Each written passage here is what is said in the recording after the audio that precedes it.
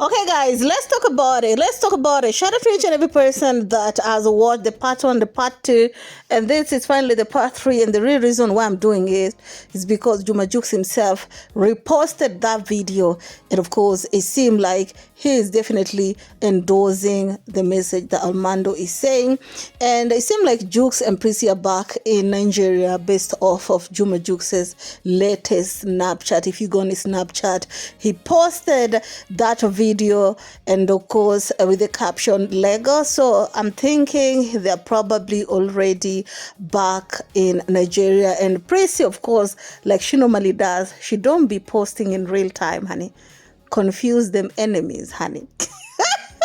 Anyway, let's continue this little clip that I've never really talked about, y'all.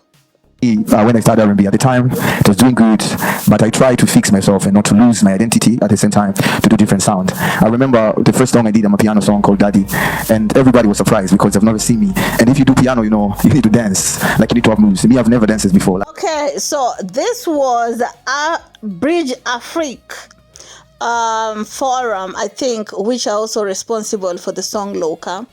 It was a sit down of where I think they were talking about music in Africa. They're trying to create a bridge music in Africa. And of course, Jukes was giving his account on when he crossed over from the typical R&B guy that East African used to know into singing amapiano. I remember Daddy Me I Want to Party was such a big success for him.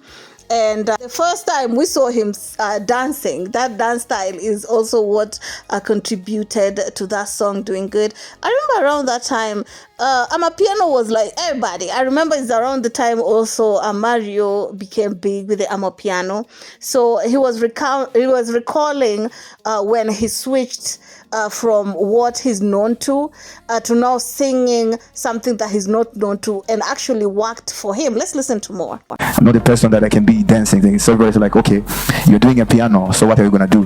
But I said, okay, if I want to do the different sounds to get different fan base, I need to go in fully. I can't be singing piano and just let the dancers do things. So I learned some moves. It was so difficult for me, but you know, every new thing when you start is difficult in the beginning. So when I dropped that song, to be honest, there's some few of my fans were like a bit, oh, what are this?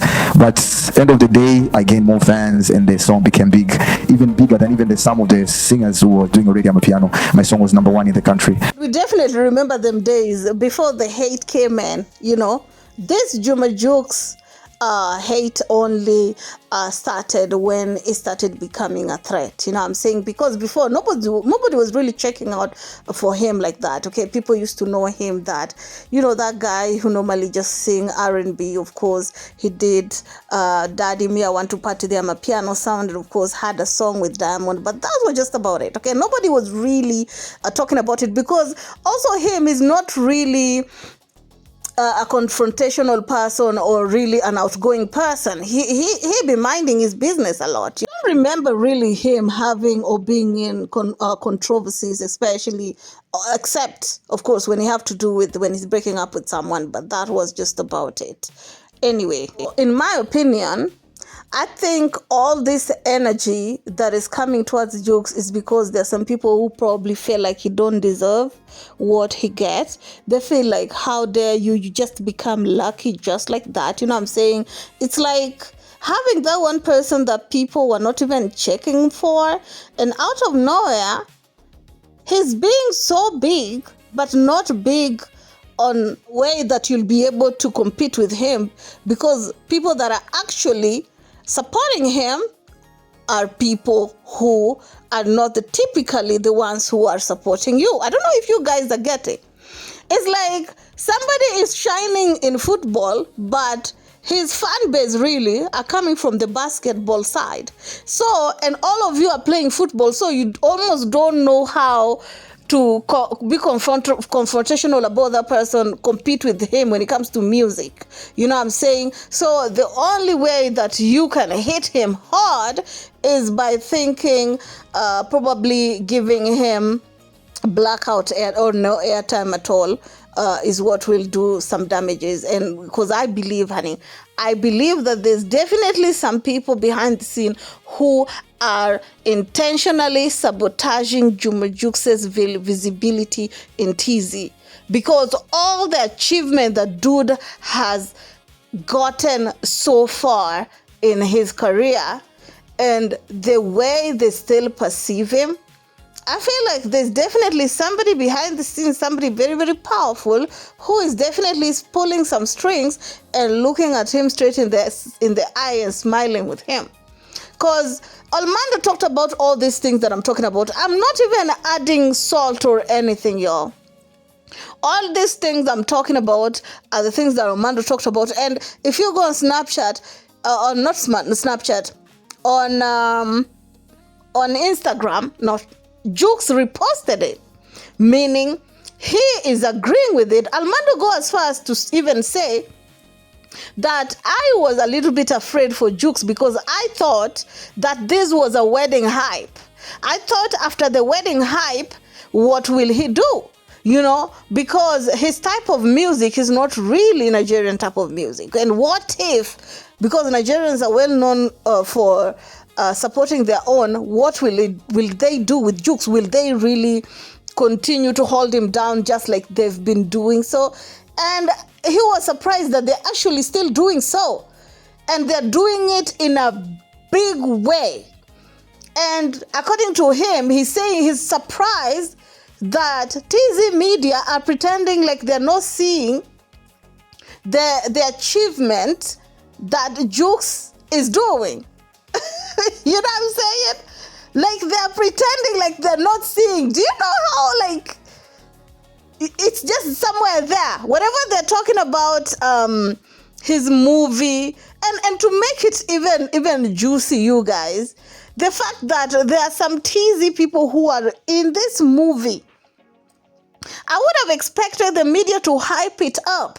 By the time it's getting in TZ, at least they've already spread the word and everybody knows about this movie. You know what I'm saying? I don't know if they'll do the subtitle or what, because, you know, the language barrier problem. You know what I'm saying? But I can assure you, if it was who and whose, people could have been talking about it left, right, and center. But anyway, thank God that he doesn't depend really on that fan base. Yeah, being accepted from where you came from is actually a good feeling.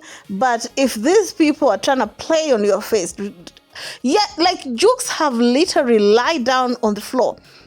These people will have conversations and give people their props and their flowers. But when it comes to Jukes, they always want to change the goalpost. They always want to say, oh, but this, oh, but that, oh, but this. There's always some sort of buts when it comes to giving Jukes his flowers that he actually deserves. You know what I'm saying? I'm just wondering how all this will transpire when they reach in TZs, when they will start talking more about it or whatnot. Because I remember goddamn well them reposting about a Young African in Famous, the Netflix series. Let's talk about that. Yes, during Netflix, y'all were out here posting about it. And now that you have nothing to do with your faves, you're out here having some sort of selective memory, and you are deciding that you ain't gonna do it. But anyway, God always have his own. Like I always say, whatever it is that is done in the dark, honey, will definitely come to light one day. Whatever it is they try to say, it's going opposite. Anyway, keep it classy. Stay, Mrs. Human. Next one.